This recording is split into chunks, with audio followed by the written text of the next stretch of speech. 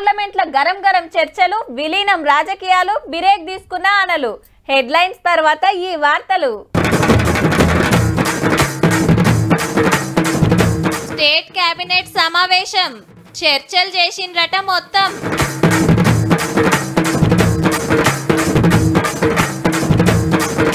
విలీనం సవాల్కు లేదు సప్పుడు, వీడియోలు ఉన్నాయట అప్పుడు.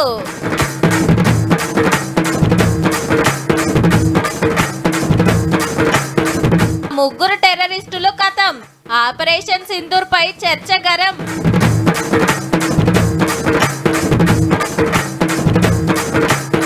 సరోగసి పేరు మీద పిల్లల దందా, గీసొంటోళ్ళని నమ్మితే గోవింద.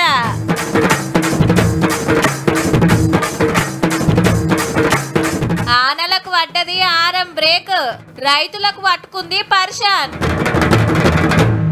ఏ తప్పు లేకున్నా మనల్ని ఏమన్నంటే ఊకుంటామా?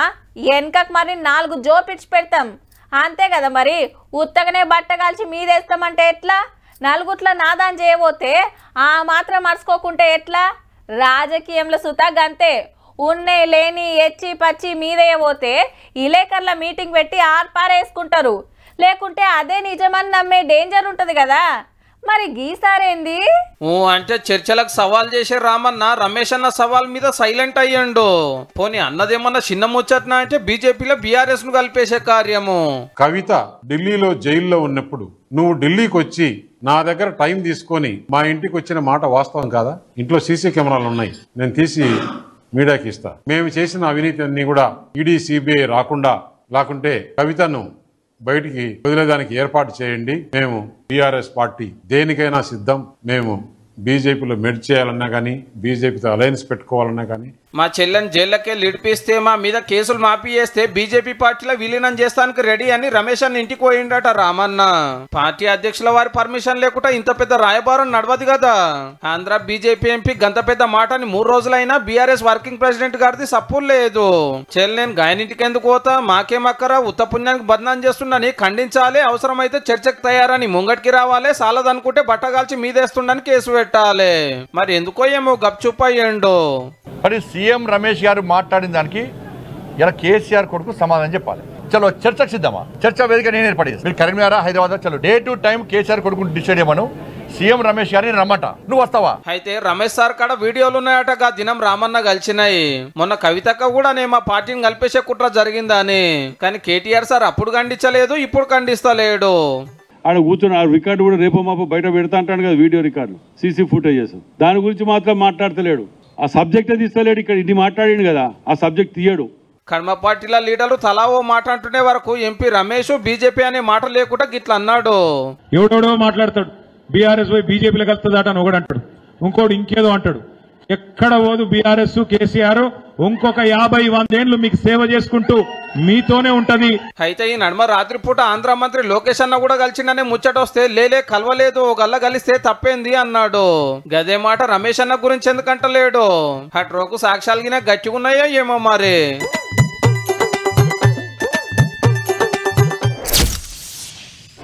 అదేందో గాని ఎక్కడ లేని చిత్రాలు రాజకీయంలోనే కనిపిస్తాయి అబ్బా. జిగిరి దోస్తులు అంతల్నే శత్రువులైతారు. ఒకళ్ళంటే ఒకళ్ళు పడనోళ్ళు జాన్ జబ్బాలు లెక్క కలిసిపోతారు. పక్క పార్టీలుండి పొట్టు అరుచుకొని రేపటి నాడు అదే పార్టీలకు వచ్చి మా ఓళ్ళు శుద్ధ పూసలనే డైలాగులు వినిపిస్తారు. వెనకటో సామెతుండే, ఏ గూటి పక్షి ఆ పాటే వాడుతుందని. ఏ గవన్నీ ఎందుకు గాని గీ వార్త అయితే చూడుండ్రి. అప్పట్లో నీ ఫోన్ ట్యాప్ అయిందని కంప్లైంట్ ఇస్తేవి, ఏమైందో చెప్పుదురా అని పిల్వంగా ప్రవీణ్ కుమార్ సార్ సిట్ విచారణకు వచ్చండి. ఇవాళ లోపలికి పోయి బయటకు వచ్చి ఏమన్నాడంటే, కాంగ్రెస్ పార్టీ అధికారంలోకి వచ్చినప్పటి నుంచి విచ్చలవిడిగా ఫోన్లు ట్యాప్ చేస్తా ఉన్నది. ఇది ఎక్కడి కథ సారు? అప్పుడేమో బీఆర్ఎస్ సర్కార్ అంటివి, ఇప్పుడేమో కాంగ్రెస్ సర్కార్ అనవార్తివి. అచ్చా, ఏనుగు దిగి కారెక్కినాక కథ అంతా మారినట్టున్నది కదా. బీఎస్పీలు ఉండగా మీ ఫోన్ సీక్రెట్ గా రికార్డు చేసి రాలేదా సారు? భారత రాష్ట్ర సమితికి ఎప్పుడు కూడా ఈ ఫోన్ ట్యాపింగ్ తోని సంబంధం లేదు. అప్పట్లో కూడా కాంగ్రెస్ లీడరే నా ఫోన్ సీక్రెట్ గిన్నారని కొత్త కంప్లైంట్ ఇయ్యద్దా? లేకుంటే ఏంది, ఏరే పార్టీలు ఉండగా ఎన్నో మాట్లాడి ఇంట్లోకి రాగానే మీరు మత్పర్యపోయినా మీ పాత వీడియోలు నిజాలు చెప్తే అనే చిన్న లాజిక్ మర్చిపోతే ఎట్లా ప్రవీణ్ సారు? పాత గవర్నమెంట్ లో చాలా మంది మంత్రులు, ఎమ్మెల్యేలు, ఎంపీల ఫోన్లు రికార్డు చేసిరట. ఆఖరికి కవితక్క చుట్టుండేటోళ్ళం కూడా ఇడ్సాలే. మీ ఫోన్ ట్యాప్ అయినట్టు ఈ నెంబర్ చూపిస్తున్నది, వచ్చి సాక్ష్యం చెప్పురని పిలిస్తే కారోళ్ళు ఒక్కరు కూడా వస్తలేరు. పాత ఐపీఎస్ ప్రవీణ్ సార్ వచ్చేమో ఇప్పుడు గిట్లన వాటి అప్పటిది దూర్చేస్తానికి నా ఐఫోన్ హ్యాక్ చేస్తా ఉన్నారని చెప్పేసి యాపిల్ కంపెనీ నాకు ఒక మెయిల్ పంపించింది. భారత రాష్ట్ర సమితికి ఎప్పుడు కూడా ఈ ఫోన్ ట్యాపింగ్ తోని సంబంధం లేదు. నీ అవ నారు ముదిరిపోవట్టే ఆనలు అటే వాయనేమ్రా కాక ఏ పాటి దున్నినవే? ఎక్కడ బిడ్డ 2 మల్లు గినగాకపాయే. తమ్మి యూరియా కావాలంటే తీసుకో, మొన్న 4 బస్తాలు తెచ్చినా. మా పొలం ఇంకా నానలే, అక్కరుంటే అప్పటికి ఇద్దూతి అనే మాటలు వినబడుతున్నాయుల్లా ఊర్ల పొంట. వ్యవసాయానికి మస్తు తిప్పలైతాంది మరి. ఇదేం కాలం రా నాయన, ఆనలు ఇట్లా అందుకున్నాయో లేదో అట్లా బిరేక్ పడ్డది. 3 రోజులాయ మరి చినుకు రాలక. ఇదేందని వాతావరణ శాఖ ఆఫీసర్ని అడిగితే ప్రస్తుతం ఇంచుమించు ఒక వారం 10 రోజుల వరకు మళ్ళీ మనకి బ్రేక్ ఉండే అవకాశం ఉంది. ఇంచుమించుగా ఆగస్టు 2వ వారంలో మళ్ళీ వర్షాలు రివైవ్ అవడానికి అవకాశం ఉంటుంది. అంటే ఇంకో 6-10 రోజుల తర్వాతనే ఈ లోపటేనా తుపురు పడితే వాడొచ్చునట. పెద్ద అన్నలు అయితే లేవన్నట్టే. మొన్న ఉత్తర తెలంగాణ బాజుకు 2-3 రోజులు పడితే ఆడాడ వాంగులు వంగినాయి, చెల్రు కుంటలు నిండినాయి. మడికట్లకి నీళ్ళు వస్తే అతరబుతర దున్ని అట్లనే నాట్లేసిరు, రేపటిల్లుండి వడకపోతాయా అని. కానీ మొగుల్ని చూస్తానేమో మబ్బులు ఇచ్చుకపోయి ఎండగొట్టవట్టే. పత్తి చేనులు కలుపుకున్నట్టే అనిపించింది. గాని ఈ 10 నారితే మళ్ళా ఉత్తకతే. ఇదివరకు సగం పడ నాట్లు ఒడిచేది ఉండే లెక్కకైతే. ఈ సిటీలో పడ్డంత తానాలు ఉల్రపొంటి వాడినా ఎంతో అక్కరకొచ్చు వ్యవసాయానికి. అగో నిజామాబాద్ జిల్లా మెండోరా ఊరోళ్ళు కప్పతల్లి ఆటలాడి ఇట్లా వరద పాశం నాకేండ్రు. దేవుళ్ళకి ఇట్లా పబ్బతి పడతానన్న అనలు పడతాయని ఒక నమ్మిక. ఆనకాలంలోనే నీళ్ళకి గింత తిప్పలు ఉందంటే ఇక రేపు యాసంగి వ్యవసాయం నడిచినట్టే.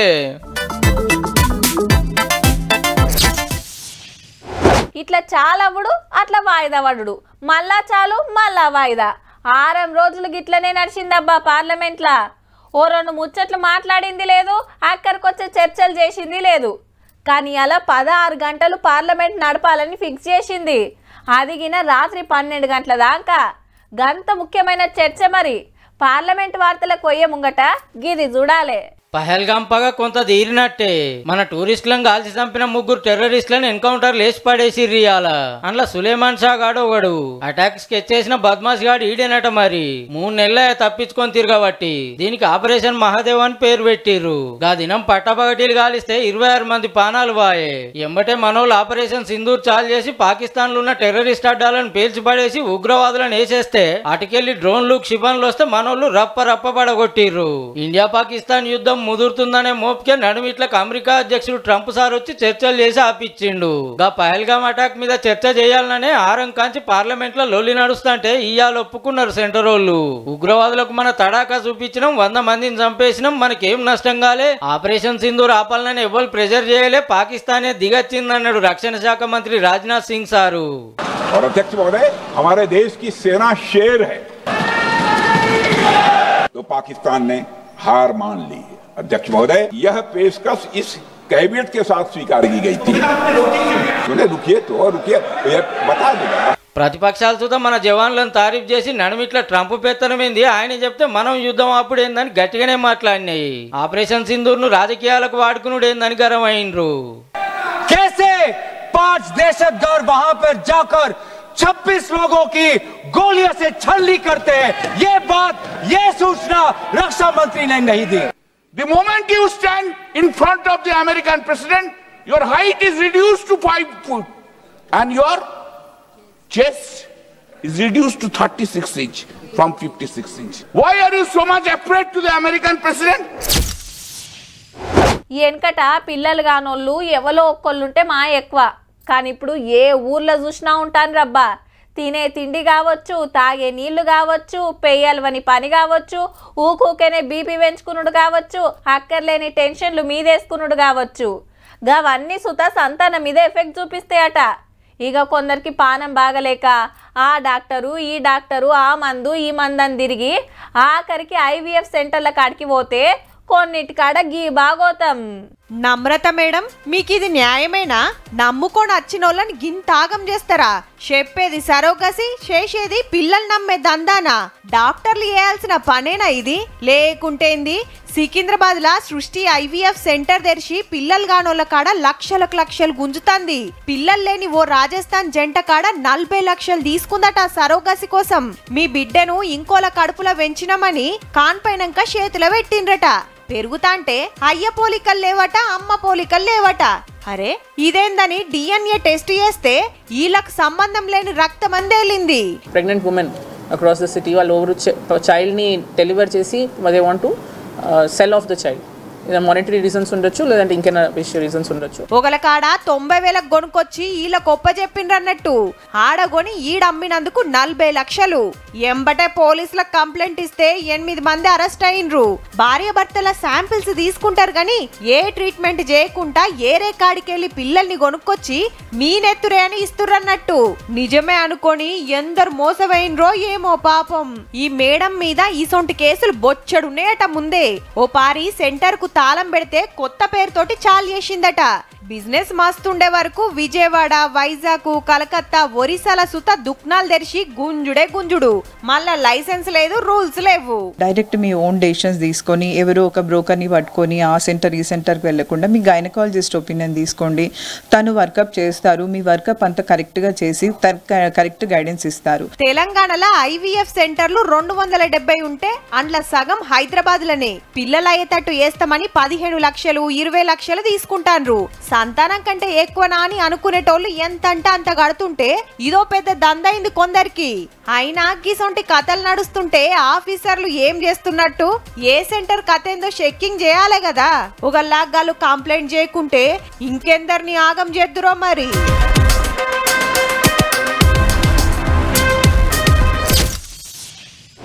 అరే ఏమాయే పొద్దుగాలనే వచ్చే ఇంకా పంపకపోతివి? నెట్టు మస్తు స్లో ఉంది మామ, అస్సలు అయితే లేదు. 2 మాటలు పెట్టినా ఫెయిల్ అయింది. ఏ గంటల రాలేదురా, ఇప్పుడే చూసినా. గదేమో అస్సలు ఓపెనే అయితే లేదు. రాత్రికి ఏమన్నా వస్తుందేమో, జరాగా రాదు మామ. ఖతర్నాకుందిరా. టీవీ కనెక్ట్ చేసినా అందరం చూసినాం. ఇగో గిట్లుంటది కొందరి కథ. కొత్త సినిమా విడుదలైతుందంటే ఫ్యాన్స్ కంటే ఎక్కువ ఆత్రం ఉంటది. అయితే పైరసీ పనిమంతులు మంచిగినాలకి ముచ్చట పుసుక్కున దొరికిండ్రనుకో టాకీస్ లో సినిమా షూటింగ్లు బంద్ చేసి జైల్లో చిప్పకూడు తినాలే సుమా. తక్కువలో తక్కువ 3 ఏండ్లు మరి. అంతేకాదు మీ ఆస్తులు అమ్మినా సాలనంత దండగా కట్టాల్సిందేనట. ఈ సినిమా తీస్తానికైనా ఖర్చుల 100కి 5 రూపాయలు ఫైను. అంటే కోటికి 5 లక్షలు. 5 కోట్లు అయితే 25 లక్షలు. కానీ ఇప్పుడు 100 కోట్లు పెట్టి తీయబట్టిరి. ఇక ఎంత అవుతుందో మీరే లెక్కేసుకోండి. దొంగతనంగా రికార్డు చేసి బయట అమ్ముకుంటే ఎంత ఇస్తారో గాని అరెస్ట్ అయితే మీ జిందగీ మొత్తం బర్బాద్ అయ్యుడు పక్క.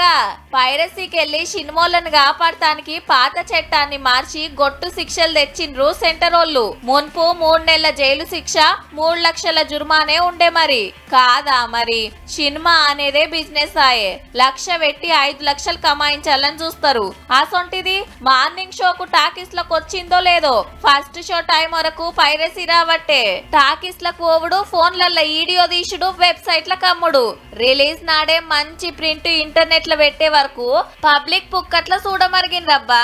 ఈగేముంది, కోట్లు పెట్టి తీసినోళ్లకు నున్నగా గుండు కొట్టినంత పని అయితాంది. పైరసీగాళ్ళు చేయబట్టి నిరుడు 22,000 కోట్లు లాస్ అయిండ్రంటే చూడుండ్రిగా. మొన్న దొరికినోడు ఒక్కడే 40 సినిమాలు ఫోన్ లో రికార్డ్ చేసుకొని పోయిండట టాకీస్ లకు వచ్చి. ఇడ్చి పెడితే ఇంకెంత చేసి పాడైతారు అని ఈ రూల్స్ తెచ్చిండ్రట. కానీ పైరసీ చేసిన వాళ్ళని మాత్రమే పట్టుకుంటామంటే ఎట్లా సార్లు? అవి ఏ వెబ్సైట్ లో పెడతాన్రో, ఎండ్ల చూడాలనో బుడ్డ పోరని అడిగినా చెప్తాడు. మొదలు గాళ్ళని అరెస్ట్ చేసి 70mm ల గొట్టు శిక్షల సినిమా చూపిస్తే బాగుంటది.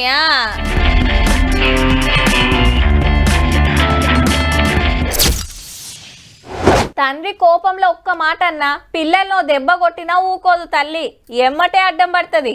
బడికి పోయిన పిల్లగాడు ఇంటికొచ్చుడు జర్రంత ఆల్చమైతే పానమంతా అటే తొక్కులాడుతుంటది. చిన్న దెబ్బ తాకితేనే తట్టుకోలేదు. జ్వరం వచ్చి పిల్లలు మంచం మీద వండుకుంటే పొద్దు మాపు సేవలు చేస్తుంది.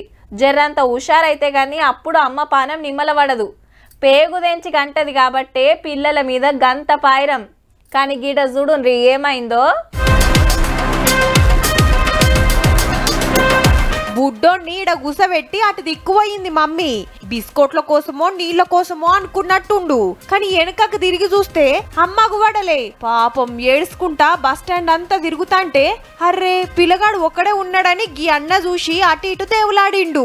ఆర్టీసోళ్ళకి చెప్తే వాళ్ళు మైకుల సాటింపేసినా ఎవ్వరు రాలే. ఎమ్మటే పోలీసులకు ఫోన్ కొడితే సీక్రెట్ కెమెరాలా గీ బండి మీద కనబడ్డది. చిన్నోడు గుర్తుపట్టి మమ్మీ మమ్మీ అని ఏడ్చిండట. నెంబర్ ప్లేట్ బట్టి దొరకబట్టిండ్రు. చెప్పున్నే కథ ఏందంటే కొడుకును నల్గొండ బస్ స్టాండ్ ఇడిచబెట్టి సోషల్ మీడియా సోపతి గాంతోటి పోయింది. కింద మీద పడి నాయన ఫోన్ నెంబర్ దొరకబట్టి వేస్తే వచ్చిండిగా.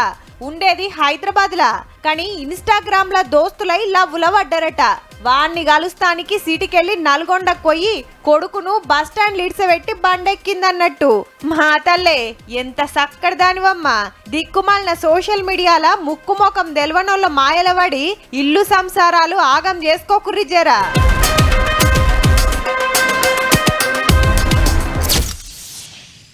సోషల్ మీడియాలో కొందరు ఎట్లుంటారో ఎరికేనా? ఆడవిళ్ళ పేరుతోటి అకౌంట్ తెరిచి ఎవరిదో ఒకళ్ళ ఫోటో పెడతారు. ఇక ఏ పోస్ట్ పెట్టినా ఏ ఫోటో పెట్టినా సూపరు కేకా అని లైకులే లైకులు, కామెంట్లే కామెంట్లు. లైకులు బగ్గొస్తాయని ఆపొచ్చేనా? కొందరు లవ్వు కొవ్వు అనుకుంటా పైసలు సుతా గుంజుతారుల్లో. ఏహే గా లైకులు మాకెందుకు, మాకు పైసలే కావాలని గీళ్ళు ఎంత చక్కటి పని చేసిండ్రో చూడండి జరా. మహారాష్ట్ర అన్నల మజాక ఆడోళ్ల పథకాన్ని మొగోళ్ల పథకం కింద మార్చుడంటే మామూలు ముచ్చట. మరి సర్కార్ కు మస్క కొట్టి 21 కోట్ల అకౌంట్లు వేసుకున్నారు మంచిగా. నెలగాంగానే పుక్కట్ల 1500 పడుతున్నాయి. అట్లా 14,000 మందికి. ఏం లేదుల్లా, మహారాష్ట్రలో ఆడోళ్ల అకౌంట్లకు నెల నెల పైసలేసే పథకం నడుస్తుంది. 18 ఏండ్లు దాటి 65 ఏండ్ల లోపుండి ఏడాది ఆమ్దాన్ని 2.5 లక్షలున్న అక్కల కోసం పెట్టిన స్కీమ్. అయితే అక్కల జనాభాకు అకౌంట్లు వేస్తున్న పైసలకు లెక్క కలుస్తలేదని ఆఫీసర్లకు డౌట్ వచ్చి దరఖాస్తులు చెకింగ్ చేస్తే మొగోళ్ళగిన అప్లికేషన్లు పెట్టిండ్రు. ఆఫీసర్లు ఓకే చేసిండ్రని తేలిందట. అంటే ఆడోళ్ళు మొగోళ్ళని చూడకుంటేనే ఎవ్వలకంటే వాళ్లకు కండ్లు మూసుకొని ఇచ్చేసిర్రన్నట్టు. గింత అధ్వానం ఉంటదా అని ప్రతిపక్షాలు తలో దిక్కు అరుచుకునే వరకు ఎంక్వైరీ నడుస్తుందిగా. ఆడోళ్ళమని పైసలు తీసుకున్న మొగోళ్ళ కాడ మొత్తం వాపస్ తీసుకుంటామని సర్కారోళ్ళు అయితే చెప్పిండ్రు. ఇక మహారాష్ట్రలో లేడీస్ కు ఫ్రీ బస్ పెడితే మొగోళ్ళు చీరలు కట్టుకొని పోతే 0 టికెట్లు కూడా కొడతారేమోపో. చూసిండ్రు కదా, ఇక ఇయాల్టి తీన్మార్ వార్తలు ఉంటామల్లా. నమస్తే.